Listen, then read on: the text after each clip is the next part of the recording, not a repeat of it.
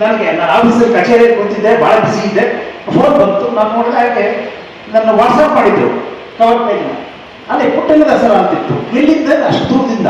ನಾನು ಕೇಳಿದೆ, ನನ್ನ ಪುಸ್ತಕವನ್ನು ಬಿಡುಗಡೆ ಮಾಡ್ತೀರ ಸರ್? ಅವರು ಖಂಡಿತ ಬಿಡುಗಡೆ ಮಾಡ್ತೀನಿ ಅಂತ ಹೇಳಿದೆ. ಯಾಕೆಂದ್ರೆ ಈ ಪುಟ್ಟಣ್ಣ ದಸರಾ ಅನ್ನೋ ಹೆಸರು ನನ್ನ ಬಾಲ್ಯ ಕರ್ಕೊಂಡು ಹೋಗ್ಬಿಟ್ಟು.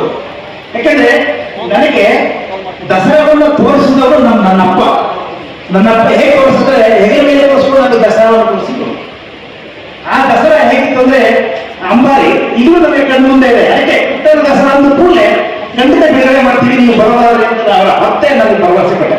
ಅಲ್ಲಿ ನಾನು ನನ್ನ ಅಪ್ಪನ ಹೆಗಲ ಮೇಲೆ ಕೂತ್ಕೊಂಡು ನೋಡುವಂತ ದಸರಾ ಆ ಕಾಲದಲ್ಲಿ. ಮುಂದೆ ಜಯಚಾಮರಾಜೇಂದ್ರ ಒಡೆಯರ್ ಕೂತಿದ್ರು, ಹಿಂದೆ ಇದು ನಮ್ಮ ಶ್ರೀಕಂಠವರ ಅವರು ಕೂತಿದ್ರು. ಇನ್ನೂ ಅವೆರಡು ಸರ್ಕಾರವಾದ ಕಣ್ಣು ಮುಂದೆ ಈಗ ದಸರಾ ಈಗಿನ ಅಷ್ಟು ಇದಿರಲಿಲ್ಲ, ಬಹಳ ಹತ್ರ ತುಂಬಾ ಶಾಂತವಾಗಿ ನಡೀತಾ ಇತ್ತು. ನೋಡಿ ಹೇಗೆ ಬದುಕಿನಲ್ಲಿ ಎಂತೆಂಥ ಘಟನೆಗಳು ನಡೆದೋಗ್ತಿವೆ. ಆ ಜಾಗದಲ್ಲಿ ಅದು ಆಂಜನೇಯ ದೇವಸ್ಥಾನದ ಮುಂದೆ ನಾನು ನೋಡಿದ ದಸರಾ ನಮ್ಮ ಅಪ್ಪನ ಹೆಗಲ ಕೂತು. ಆ ನಂತರ ನಾನು ಬೆಳೆದ ದೊಡ್ಡವರಾದ ಮೇಲೆ ಬಹಳಷ್ಟು ಸಮಯವನ್ನು ನಾನು ಅದೇ ಜಾಗದಲ್ಲಿ ಕಳೆದಿದ್ದೇನೆ.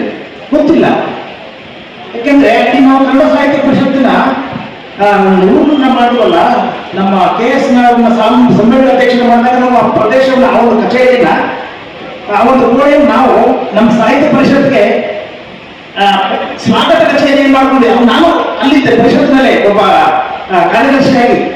ಆಗ ನಮಗೆ ಬಂದ ಆ ಕಚೇರಿ, ನಾನು ಅಧ್ಯಕ್ಷನಾಗುವವರೆಗೂ ನನ್ನ ಬಹುಕಾಲ ಸಮಯವನ್ನು ಆ ಸ್ಥಳದಲ್ಲೇ ಕಳೆದಿದ್ದೆ. ನೋಡಿ ಹೇಗೆ, ಅದಕ್ಕೆ ನನಗೆ ಎಲ್ಲ ನೆನಪಾಗಬೇಕು. ನಮ್ಮ ಪುಟ್ಟಣ್ಣ ದಸರಾ ಆದ ಕೂಡಲೇ ನೀವು ಬನ್ನಿ ಬಿಡುಗಡೆ ಮಾಡ್ಕೊಳ್ಳಿ.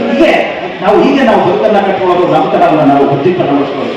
ಬಂಧುಗಳೇ, ಇವತ್ತು ತುಂಬಾ ಅರ್ಥಪೂರ್ಣವಾಗಿ ಈ ಕೆಲಸ ನಡೆದಿದೆ.